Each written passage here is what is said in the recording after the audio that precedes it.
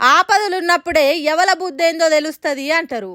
ఇప్పుడు అట్లనే అమెరికా బుద్ధేందో బయటపడ్డది. ఎందుకు ఈ మాట అంటున్నానో భారతదేశ పౌరులు ప్రతి ఒక్కరు ఈ ముచ్చట ఖచ్చితంగా తెలుసుకోవాలి. మీకు మంచిగా అర్థం కావాలంటే గీ ఫోటోనో పారు చూడుర్రి.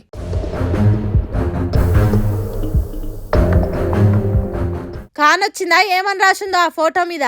పాకిస్తాన్ కు $1 బిలియన్ అంటే పాకిస్తాన్ కరెన్సీలో చెప్పాలంటే 28,150 కోట్లు లోన్ ఇచ్చింది IMF, అదే ఇంటర్నేషనల్ మానిటరీ ఫండ్. ఇది జరుగుతుందని తెలిసే ఇండియా ముందే వద్దని వాదించినా కూడా వినకుండా ఈ IMF వాళ్ళు ఫండ్ ఇచ్చిరంటే చూడుర్రి, వాళ్ళు మన మాటలను ఎట్లా తీసి పారేసిరో. మరి ఈ ఫండ్ ఏమన్నా వాళ్ళ అవసరాలకు వాడుతుర్రా అంటే అది కాదు, మొత్తం తీసుకుపోయి ఆ ఉగ్రవాద ఉల్ఫాగాళ్ళ చేతిలో పెడుతుంది పాకిస్తాను. ఈ ఉగ్రవాదులు ఇప్పుడు ఈ పైకంతోని ఆయుధాలు కొని ఎంతమంది పానాలు పొట్టన పెట్టుకుంటారో ఏం పాడో.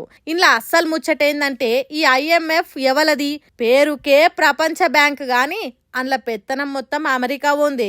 ఈ పాటికాలు మొన్ననే చెప్పేసిరు కదా, మాకు ఈ యుద్ధానికి ఎసోంటి సంబంధం లేదు, మేము ఇది ఎవ్వాలని ఆపమనము, కొట్టుకోమనము, ఇలా కలగజేసుకోము, జోక్యం చేసుకోమని అన్నోళ్ళు ఇప్పుడు ఇంత లోన్ ఇచ్చి సాయం చేశారంటే ఏమర్థం? మీరు కొట్టుక జావురి, మేము చూసుకుంటూ ఆనందిస్తాం అన్నట్టు ఇండైరెక్ట్ గా చెప్తుంది కదా అమెరికా. మరి ఈ లోన్ సాయంతో అమెరికా ఏం చేయదలుచుకుంది?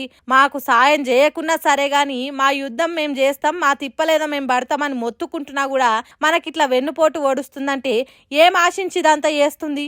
ఇన్నొద్దులు వాళ్ళకి ఆర్థిక బలం తక్కువ కదా, వాళ్ళ అంతు చూడొచ్చు అనుకున్నాం. ఇంతెల్మే ఇంతటి ఘనకార్యం చేసింది కదా. మరి ఆ పాకిస్తాన్ వాళ్ళు ఈ అవకాశాన్ని వాడుకొని మళ్ళా ఎసోంటి ప్రమాదం దలగబెడతారో ఏం పాడు. ఇక దీన్ని బట్టి అర్థమైతలేదా అమెరికా బుద్ధి ఎసోంటిదో? మేము సాయం చెయ్యమని మీది మాటలకు చెప్పుకుంటేనే వెనక పొంటి చేస్తూనే ఉన్నది. అయినా కూడా మనం దేనికి భయపడే ప్రసక్తే లేదు. ఇన్నొద్దులు ఓపిక పట్టింది జాలు, బరిలకు దిగినాం కదా, తాడో పేడో తేల్చుకోవాల్సిందే అన్నట్టు ఆపకుట యుద్ధం చేస్తుంది మన సైనిక బలగం. ఎవల బుద్ధేందో బయటపడ్డది కాబట్టి ఎప్పుడు ఏ ప్రమాదం జరుగుతుందో ఎవలకు తెలియదు. మనోళ్ళు బార్డర్ల యుద్ధం గురి తప్పకుండా చేయాలంటే మన పానాలను మనం వీలైనంత దాకా జాగ్రత్తగా ఉండి కాపాడుకోవాలి. ఏమంటున్నాం? పైలం ముండుర్రి.